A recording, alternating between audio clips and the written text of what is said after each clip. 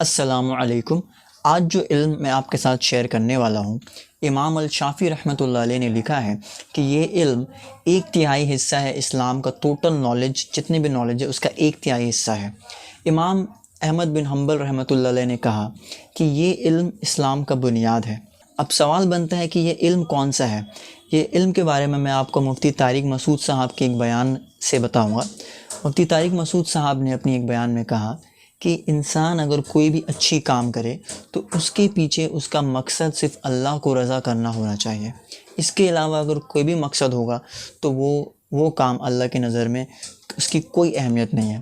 اس کو بہت اچھی ایک مثال سے مفتی طارق مسعود صاحب نے سمجھایا کہ اگر ایک بچہ ایک لڑکا اپنے باپ کی بہت خدمت کر رہا ہے اس لیے تاکہ باپ اپنی ساری وراثت اس کے نام کر دے، تو پبلک تو کہے گی کہ بہت اچھا خدمت گزار لڑکا ہے، باپ بولے گا میرا سب سے اچھا بچہ ہے، بٹ اللہ کی نظر میں اس کی حیثیت 2 ٹکی کی بھی نہیں ہوگی۔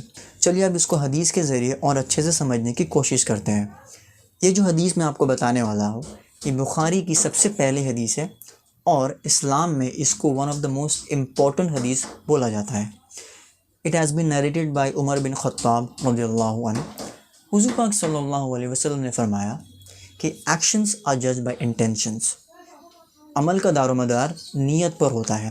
پھر آگے انہوں نے فرمایا کہ جس کسی نے بھی کوئی بھی اعمال اللہ اور اس کے رسول کے لیے کیا تو وہ عمل اللہ اور رسول کے لیے ہے، اور اگر جس کسی نے بھی کوئی عمل دنیاوی فائدے یا پھر اس لیے کیا کہ وہ کوئی لڑکی سے شادی کر پائے تو اس کا عمل اس دنیاوی فائدے اور اس لڑکی کے لیے ہی ہے۔ اس حدیث کی بیک گراؤنڈ یہ ہے کہ جب حضور پاک صلی اللہ علیہ وسلم اور تمام صحابہ مکے سے مدینہ ہجرت کر رہے تھے تو اس وقت ایک صحابہ ایسے تھے جو اس لیے ہجرت کر رہے تھے تاکہ وہ وہاں جا کر اپنی من پسند لڑکی سے شادی کر پائے جنہیں وہ پسند کرتے تھے۔ تو حضور پاک صلی اللہ علیہ وسلم کو جب اس بات کا پتہ چلا تب انہوں نے اس بات کو واضح فرمایا تھا۔ ایک اور حدیث سے آپ کو بات گہرائی سے سمجھ میں آئے گی۔ شفاعی الاصباحی رضی اللہ عنہ نے ابو ہریرہ رضی اللہ عنہ سے سوال کیا کہ اے ابو ہریرہ، آپ مجھے کوئی ایسی حدیث بتائیے جو آپ نے نبی سے سنی ہو، جو آپ نے سمجھا بھی ہے اور جو آپ کو اچھے سے یاد بھی ہے۔ تو ابو ہریرہ نے بولا اچھا میں آپ کو کوئی ایسی اس قسم کی حدیث سناؤں۔ اوکے، تو وہ جیسے سنانے والے تھے ان کے آنکھوں میں پانی آ گئی، وہ رونے لگے۔ اس کے بعد انہوں نے اپنے آپ کو سنبھالا، ریکور کیا۔ اس کے بعد وہ واپس سے انہوں نے جیسے شروع کیا بولنے کو، واپس سے وہ رونے لگے اس بار، اور وہ بری طریقے سے رو رہے تھے۔ اس کے بعد انہوں نے اپنے چہرے کو پوچھا، کنٹرول ہوئے۔ اس کے بعد انہوں نے بولنا شروع کیا۔ وہ بولتے ہیں کہ فیصلے والے دن یعنی حساب کتاب والے دن اللہ تعالیٰ 3 قسم کے لوگوں کو سب سے پہلے حساب کتاب کے لیے بلائیں گے۔ ان میں سے سب سے پہلا ہوگا حافظ قرآن۔ اس کو اللہ تعالیٰ بلائیں گے اور بولیں گے کہ کیا میں نے تجھے وہ یاد نہیں کرایا جو میں نے اپنے نبی کے اوپر نازل کیا تھا؟ وہ بولے گا بے شک میرے رب، آپ ہی نے مجھے وہ یاد کروایا ہے۔ تو پھر اللہ تعالیٰ پوچھیں گے کہ تو نے وہ کیوں یاد کیا تھا یہ بتا۔ تو وہ حافظ بولے گا کہ اے اللہ، میں نے اس لیے یاد کیا تھا، اس نیت سے بھی یاد کیا تھا اور اس لیے یاد کیا تھا تاکہ میں دن اور رات تیری عبادت میں اس آیتوں کو پڑھ پاؤں، نمازوں میں اس آیتوں کو پڑھ پاؤں۔ تو اللہ تعالیٰ پھر فرماتے ہیں نہیں، تو جھوٹ بول رہا ہے۔ پھر اللہ تعالیٰ کے بعد فرشتے بھی فرماتے ہیں کہ تو جھوٹ بول رہا ہے، اور پھر اللہ تعالیٰ بولتے ہیں کہ تو نے اس لیے یاد کیا تھا قرآن کو تاکہ لوگ یہ کہہ سکے کہ فلاں انسان، کہ وہ انسان بہت اچھا قرآن پڑھتا ہے، اس نے قرآن حفظ کر لیا، لوگ تیری تعریفیں کر سکے، لوگ تیری واہ واہی کر سکے، اس لیے تو نے یاد کیا تھا۔ پھر اللہ تعالیٰ دوسرے شخص کو بلائیں گے جو کہ ہوگا ایک مالدار انسان۔ اللہ تعالیٰ اس سے پوچھیں گے کہ کیا میں نے تیرے مال میں کوئی کمی رکھی تھی؟ کیا میں نے تجھے اتنا عطا نہیں کیا تھا کہ تجھے کسی کے سامنے ہاتھ پھیلانے کی ضرورت نہ پڑے؟ کیا میں نے تجھے وہ سب نہیں عطا فرمایا تھا جس سے تیری زندگی آسان ہو جائے؟ تو وہ بولے گا ہاں میرے رب، بے شک آپ نے ہی مجھے وہ سب عطا فرمایا۔ پھر اللہ تعالیٰ بولیں گے تو نے اس کو کس طرح استعمال کیا یہ بتا۔ وہ مالدار انسان بولے گا اللہ، تو نے جو مجھے رزق دیا تھا اس کو میں نے اپنے رشتہ داروں کی مدد کے لیے صدقہ کیا، لوگوں کی مدد کی اس پیسوں سے۔ تو اللہ بولیں گے نہیں، تو نے اس پیسوں سے مدد اس لیے کیا تاکہ لوگ تیری بڑائی کر پائے، لوگ تیری واہ واہی کر پائے، لوگ تیری تعریفیں کریں، تو نے اس لیے مدد کیا تھا۔ پھر اللہ تیسرے شخص کو بلائیں گے جو کہ ہوگا ایک شہید، اور اللہ تعالیٰ اس سے پوچھیں گے کہ بتا تو نے اپنی جان کس لیے دی تھی؟ تو وہ بولے گا کہ اے اللہ، مجھے بتلایا گیا تھا کہ یہ کام اللہ کے واسطے ہو رہا ہے، تو میں نے اس کو اپنے آپ کو پورا اس کام میں لگا دیا اور اس میں میری موت آ گئی۔ تو اللہ تعالیٰ بولیں گے نہیں، تو نے اس کام کے لیے اپنی جان نہیں دی کہ تو میری رضامندی حاصل کر پائے، بلکہ تو نے اس کام کے لیے اپنی جان دی کہ لوگ بول پائے کہ تو ایک بہت ہی بہادر انسان تھا، تو تیری تعریفیں لوگ کر پائے، تجھے بہادر بتا پائے، اس لیے تو نے اپنی جان دی تھی۔ اب ہم محاسبہ کریں، اپنے اندر جھانکیں اور دیکھیں ہم کتنے ایسے کام کر رہے ہوتے ہیں جو شو آف کے لیے ہوتا ہے، کسی اور کو امپریس کرنے کے لیے ہو رہا ہوتا ہے، جو اس لیے ہو رہا ہوتا ہے تاکہ لوگ ہماری واہ واہی کریں، لوگ ہماری تعریفیں کریں، لوگ ہماری ریسپیکٹ کریں۔ بہت ایسے کام ہم اس نیت سے کر رہے ہوتے ہیں۔ ابن القیم رحمۃ اللہ علیہ نے لکھا ہے کہ نیت میں 3 خرابیاں ہوتی ہیں۔ پہلی یہ کہ ہم جب کوئی کام کر رہے ہوتے ہیں، اچھی کام، تو ہمارے دماغ میں اکثر یہ آتا ہے کہ لوگ ہمیں دیکھ رہے ہیں۔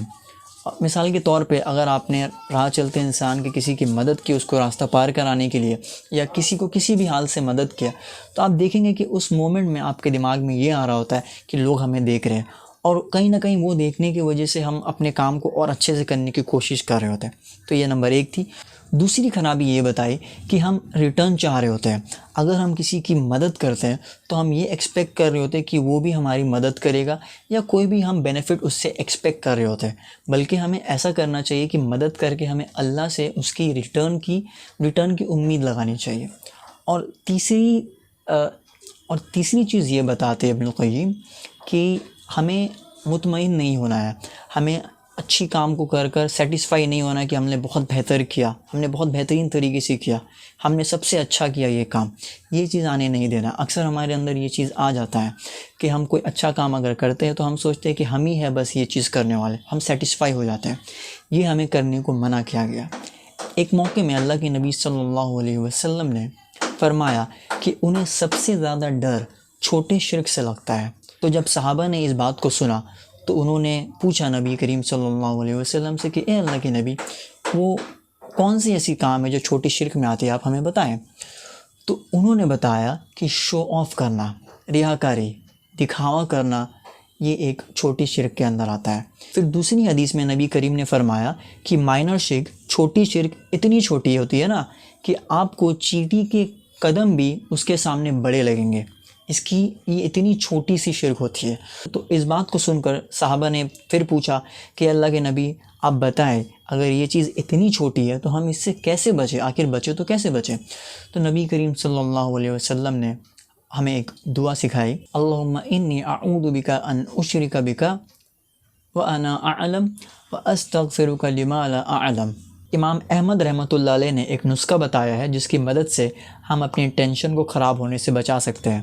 وہ یہ ہے کہ جب ہم کوئی بھی کام کرنے والے ہوتے ہیں، کرنے کے لیے آگے بڑھ رہے ہوتے ہیں، تو اس سے پہلے ہم تھوڑی دیر پوز کر کے خود سے پوچھیں کیا یہ کام ہم اللہ کے واسطے کر رہے ہیں یا نہیں کر رہے، ہم خود سے یہ سوال کریں۔ اسی طرح اگر ہمارے دماغ میں کوئی بھی تھاٹ یا کوئی بھی آئیڈیا آ رہا ہو تو ہم تھوڑا پوز لے کے خود سے پوچھیں کہ کیا ریزن تھا جو ہمارے دماغ میں یہ آئیڈیا آیا، وہ کیا تھاٹ، وہ کیا ریزن تھا جس کی وجہ سے یہ سب تھاٹس آ رہے ہیں۔ تو اس سے کیا ہوگا نا، ہم اپنے تھاٹس کو بھی پیور رکھ پائیں گے اور ہم وسوسوں سے بھی بچ پائیں گے۔ اور ہمیں کوشش یہ کرنا ہے کہ اگر ہم سے کوئی غلطی ہوتی ہے تو ہم فالس امپریشن کریٹ نہ کریں، بلکہ ہم اس غلطی کو مانیں اور نیچرل رہے اور آنیسٹ رہے، خود سے بھی اور لوگوں کے سامنے بھی، اور کوشش کریں ہم اچھے اعمال کریں، اسپیشلی ہم نماز قائم کریں۔ امام الہروی رحمۃ اللہ علیہ لکھتے ہیں کہ the self desire is the root cause of a bad intention۔ ہمارا جو سیلف ڈیزائر ہوتا ہے نا، وہ سب سے بڑا ریزن ہے ہمارا انٹینشن خراب ہونے کا۔ تو بہت ضروری بن جاتا ہے کہ ہم ہر کام صرف اور صرف اللہ کے لیے ہی کریں، اور اس میں ہم اپنے لیے زیرو بینیفٹس ڈھونڈیں، اپنے لیے زیرو بینیفٹس کھوجیں۔ اور کوئی بھی کام کرنے سے پہلے ہم یہ کوشش کریں کہ ہم اس کام کو کرنے کا طریقہ جانیں، اسلامک طریقہ، اللہ کے نبی اور صحابہ نے جو طریقہ سے کیا تھا اس کام کو ہم اس پرٹیکولر کام کو اسی طریقے سے کرنے کی کوشش کریں، اور ہم خود کو یہ یاد دلائیں کہ شو آف کرنے کا پنشمنٹ ہے، پنشمنٹ اس دنیا میں بھی ہے اور ساتھ ہی ساتھ آخرت میں تو ہے ہی، اور ساتھ ہی ساتھ اس دنیا میں بھی ہے۔ ایک حدیث ہے نبی کریم صلی اللہ علیہ وسلم کی کہ whoever shows off Allah will expose him۔ الخطابی نے اس حدیث کے بارے میں لکھا ہے، اس کو انٹرپریٹ کر کے لکھا ہے کہ اس کا مطلب یہ ہوتا ہے کہ جو بھی انسان کوئی اعمال اگر اللہ کے علاوہ اس لیے کر رہا ہو تاکہ اس کا اسٹیٹس رائز ہو، تاکہ لوگ اس کو جانیں، تاکہ اس کو عزت ملے، تو اللہ تعالیٰ اس کا جو یہ انٹینشن تھا اس کو انہی لوگوں کے سامنے بے نقاب کریں گے اور اس کو جھوٹا ثابت کروا دیں گے۔ تو بہت ضروری بن جاتا ہے کہ ہم اپنے اعمال کو صرف اپنے اور اللہ کے بیچ میں رکھیں۔ میرے استاذ مفتی خلیل کوثر صاحب سے میں نے جب اس حدیث کے بارے میں پوچھا تھا تو انہوں نے بتلایا تھا کہ یہ جو لڑائی ہے نا، ہمارا انٹینشن اللہ کے لیے اور بیچ بیچ میں جو گندی انٹینشنس آئیں گی ہمیں ڈیویٹ کرنے کے لیے، یہ آخری دم تک چلے گا، کیونکہ شیطان ہمیں ہمیشہ ڈیویٹ کرنے کی کوشش کرتا ہی رہے گا۔ تو یہ لڑائی ہمیں آخری دم تک یہاں لڑتے رہنی، یہ ہمیشہ چلے گا۔ اب سوال یہ بنتا ہے کہ اگر ہم کوئی کام اچھی نیت سے شروع کر رہے ہیں اور بیچ میں ہمارا انٹینشن ڈیویٹ ہوتا ہے، ڈسٹریکٹ ہوتا ہے، تو اس دوران میں اس ٹائم میں کیا ہوگا؟ تو ابن رجب رحمۃ اللہ علیہ نے لکھا ہے کہ علماء کے نزدیک جب ایسا ہو کہ کوئی انسان اچھی نیت سے کوئی کام شروع کرے، یعنی اللہ کے رضامندی کے لیے شروع کرے، اور اس کے بیچ اگر اس کا انٹینشن ڈیویٹ ہو جائے، کوئی اور کارن بن جائے، اور اگر اس کام کی آخر وقت میں اس کا انٹینشن واپس اللہ کی طرف آ جائے، تب بیچ میں جو خراب انٹینشن آئی تھی وہ معاف ہو جاتی ہے۔ اور اس کے ساتھ ساتھ اگر انٹینشن پھر بھی جو شروع میں تھی وہ نہ ہو آخر میں، تو ہم معافی تلافی کریں۔